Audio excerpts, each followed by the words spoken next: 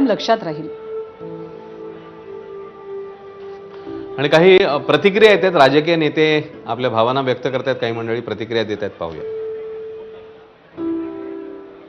जनसंख्या ही समुद्राला आल्या भरतीसारखी वाढत चालली आहे, पण त्यातली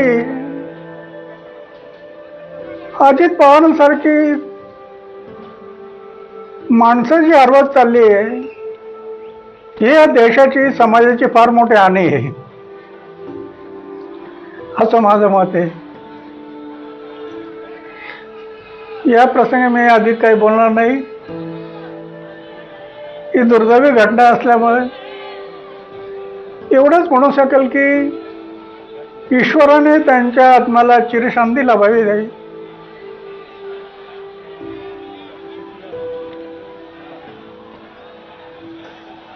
धनंजय मुंडे पोहोचलेले आहेत आणि भावना किंवा अश्रू रोखणं त्यांना खूप कठीण झालंय. म्हणजे अजित पवारांसोबत जर हनुमानासारखा एखादा व्यक्ती कोणी राहिला असेल कायम सोबत, तर ते अर्थात धनंजय मुंडे राहिले.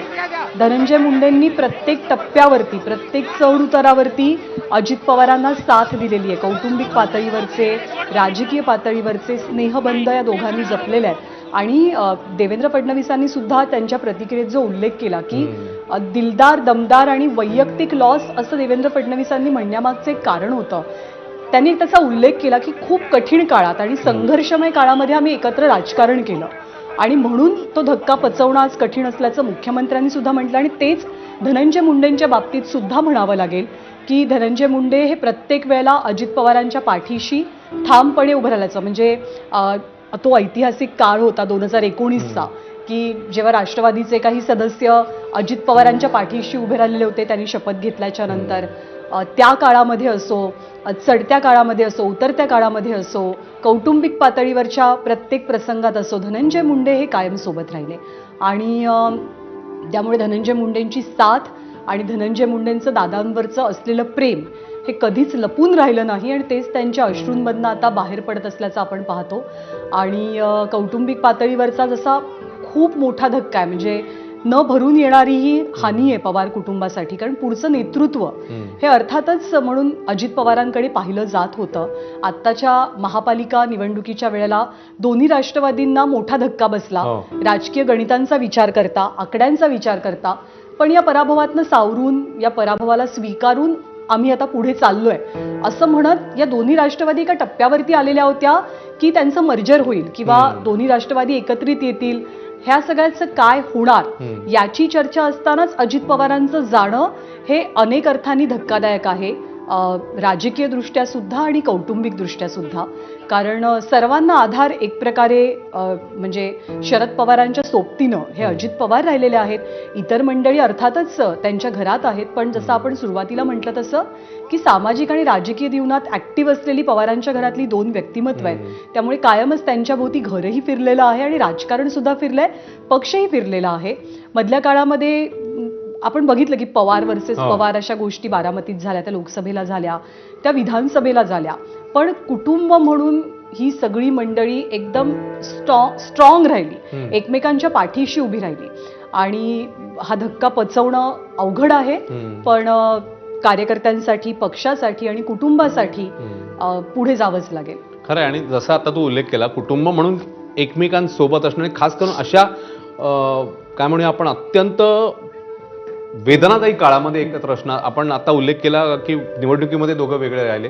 आता जी दृश्य आहेत, सुप्रिया सुळे आणि सुनेत्रा पवार लोकसभेला एकमेकांविरोधात लढल्या होत्या, दोन्ही ज्या घरातल्या सदस्य आहेत त्या. पण त्या आत्ताचं आपण जे दृश्य बघतोय की त्या कठीण काळात कसं बॉन्डिंग आहे, जसं आपण मगाशी पण उल्लेख केला, वेगवेगळ्या टप्प्यामध्ये मग काय म्हणूया आपण, आनंद सोहळे असतील किंवा अन्य काही जे प्रसंग असतील. आणि आताचा हा काळ देखील कुटुंब धरून ठेवणं, मला असं वाटतं अजित पवारांमध्ये देखील ते होतं, कुटुंब धरून ठेवणं.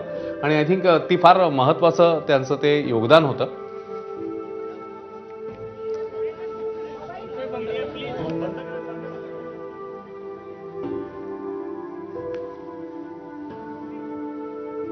नंतर सुद्धा आमच्यात संवाद झाला. आणि बघा, मी त्या काळात सुद्धा अगदी निवडणुकीच्या प्रचाराची शिगेला होतं, त्यावेळेस सुद्धा ज्यावेळेस मला विचारलं जातं की अजितदादांबद्दल तुमचं काय मत मी तुम्ही कुठेही रेकॉर्ड करा. मी तेव्हाही म्हटलं की एक या महाराष्ट्रातला असा नेता आहे ज्याची प्रशासनावरती अत्यंत घट्ट पकड आहे. त्यांना ज्या वेळेला मुरलीधर मोहोळबद्दल विचारलं तेव्हा तेही असं म्हणा की एक चांगला कार्यकर्ता आहे.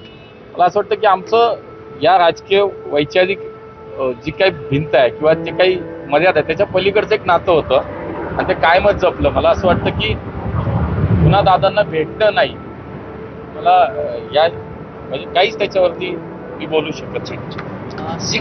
झाल्यानंतर सुद्धा आमच्यात संवाद झाला आणि बघा मी आज अनेकांना प्रतिक्रिया देताना शब्द अपुरे पडले. म्हणजे मुरलीधर मोहोळ बघायला गेलं तर विरोधक, राजकीय विरोधक, कारण ऑलिम्पिक असोसिएशनच्या निवडणुकीचा अश्विन तू उल्लेख केलास, त्या निवडणुकीमध्ये सुद्धा दोघं एकमेकांच्या विरोधात उभे ठाकलेले, सामंजस्याची भूमिका घेतली, कारण राज्यात एकत्र सरकार आहे, केंद्रात एकत्र सरकार आहे. आता महापालिकेच्या निवडणुकीमध्ये सुद्धा या दोन नेत्यांमधला शाब्दिक धुरळा आपण पाहिलेला होता. पण नेते म्हणून दोघे किती स्ट्रॉंग आहेत याची, म्हणजे अजित पवार खरं तर किती स्ट्रॉंग आहेत याची जाणीव प्रत्येकाला होती. त्यामुळे राजकारणापलीकडे जात अजित पवारांचं कर्तृत्व, त्यांचं नेतृत्व आणि त्यांचं व्यक्तिमत्व याचा प्रत्येकाच्याच मनात आदर होता. खरंय. आणि तेच उल्लेख आता मुरलीधर मोहोळांनी केला की चांगला कार्यकर्ता म्हणून अजित पवार नेहमी माझा उल्लेख करायचा. म्हणजे निवडणुकीच्या मैदानात विरोधक आहेत पण तरी देखील त्यांच्या कार्यकर्त्याबद्दलचं त्यांनी असं बोलणं. आणि हा विमानातला शेवटचा फोटो आहे. म्हणजे दादा पिंक जॅकेटमुळे खूपच चर्चेत राहिले होते विधानसभेच्या वेळेला. आणि दादा कायम सांगायचे की हे काही म्हणजे गुलाबी रंगाचं जॅकेट नाही तर जांभळाचा रंग जो असतो त्या जांभळाच्या रंगाचं जॅकेट आहे. आणि या शेवटच्या प्रवासात सुद्धा दुर्दैवानं त्यांनी त्याच रंगाचे कपडे घातलेले होते. त्यांच्यासोबत जे सुरक्षा रक्षक आपल्याला दिसत आहेत त्यांचाही दुर्दैवी मृत्यू झालेला आहे. राज ठाकरे यांनी सुद्धा जी प्रतिक्रिया दिली ती खूप समर्पक शब्दातली